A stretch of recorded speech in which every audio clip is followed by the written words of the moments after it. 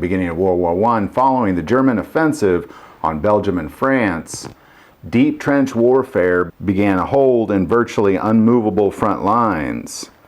Only a couple years earlier, in 1911, during the Italo-Turkish War, Turkish and Serbian forces dug deep trenches in Libya, and Italy, for the very first time, used lighter-than-air aircraft or airplanes to fly over to drop bombs and get reconnaissance behind enemy lines, and so began this battle for the air. World War I, France began again. What they now knew worked, bombing trenches from aircraft, followed by England, Serbia, and Germany all put together aircraft for bombing trenches, and so began fights within the air between airplanes.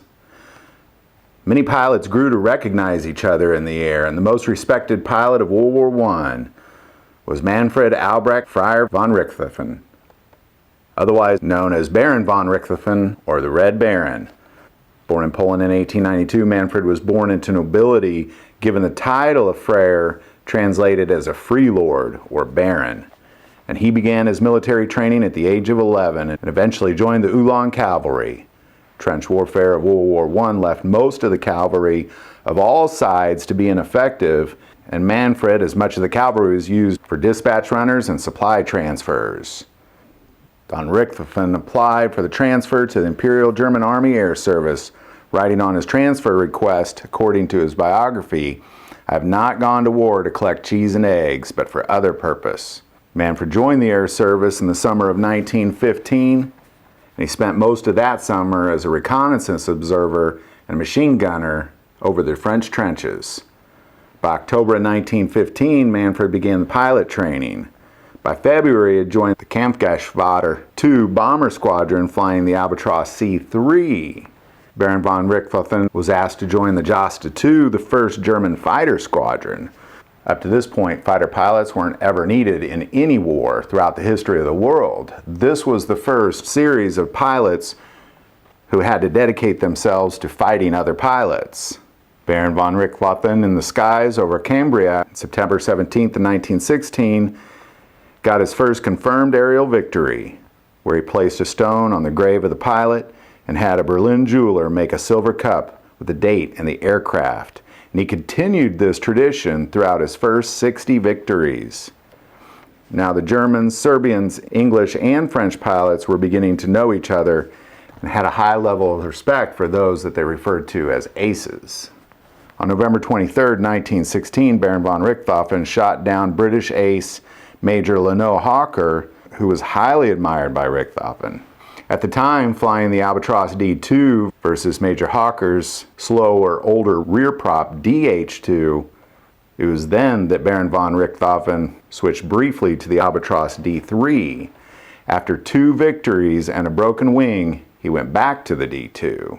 After 17 confirmed aerial victories, it was in January of 1917 that Baron von Richthofen received the Pour le Mérite, the German military honor established in 1740, and was given command of the Jost at 11. This new crew of fighter pilots also included his brother and some of the most elite pilots in Germany. It was at this time that Richthofen painted his Albatros red. In his biography, he states, "For whatever reason, one fine day I came upon the idea of having my crate painted glaring red. The result was that absolutely everyone could not help notice my red bird. In fact, my opponents seemed to be not entirely aware of it." Other pilots in the Jost 11 painted parts of their plane red, and then other squadrons started taking on other colors. German propaganda referred to Richthofen as the Red Fighter Pilot. Baron von Richthofen's squadron had unparalleled success. By April of 1917, referred to as Bloody April, Richthofen shot down 22 British planes, including 4 in a single day. At this point, Richthofen had 52 air victories and was given command of the 1st Carrier Fighter Wing Formation, which was a combination of several units referred to as Jagdschwader 1, which combined Jostas 4, 6, 10, and 11, and was referred to as the Flying Circus, mainly due to a combination of colors of aircraft and the mobility of constantly moving with tents as headquarters. Baron von Richthofen led with primary basic rule: aim for the man and don't miss him. If you're fighting a two-seater, get the observer first. Until you have silenced the gun, don't bother with the pilot. On July 6, 1917, during combat near Warwick, Belgium, Richthofen sustained a major head wound, causing him to experience temporary blindness and disorientation. Upon regaining, he pulled his albatross out of a spin and force landed into friendly territory. During his medical leave, Baron von Richthofen wrote his autobiography, Der Rote-Kampfflieger, translated the Red Fighter Pilot, and this circulated in great numbers all over Europe. Upon returning to service, the name the Red Baron became a cultural phenomenon on both sides of the war.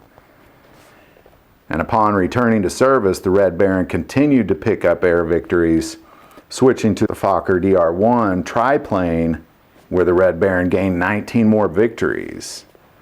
On April 21st, 1918, while pursuing a Sopwith Camel piloted by Canadian Lieutenant Wilfred May, Baron von Richthofen received a shot to the chest with a .303 Brit from Canadian Captain Arthur Roy Brown, and somehow still made a rough landing behind enemy lines being controlled by Australian Imperial forces. As Australian forces made contact with the plane, the Red Baron's last words to them was kaput, in English translated destroyed. The Red Baron was given full military honors by the Allies and was regarded with great respect. Buried in Bartingle, France, had a ceremony conducted by the 3rd Squadron of the Australian Flying Corps, where 6 of the squadron's officers were pallbearers. In all, 80 victories were given to the Red Baron, who had more aerial victories than anybody else in the war. The Allies' greatest aces were French pilot René Frank, who had 75 confirmed victories, and Canadian pilot Billy Bishop with 72. Today, the name Red Baron is still notoriously known as being one of the greatest and most feared fighter pilots to ever take to the skies. If you like this video, click like and subscribe. And thank you for watching this episode of The History of Weapons.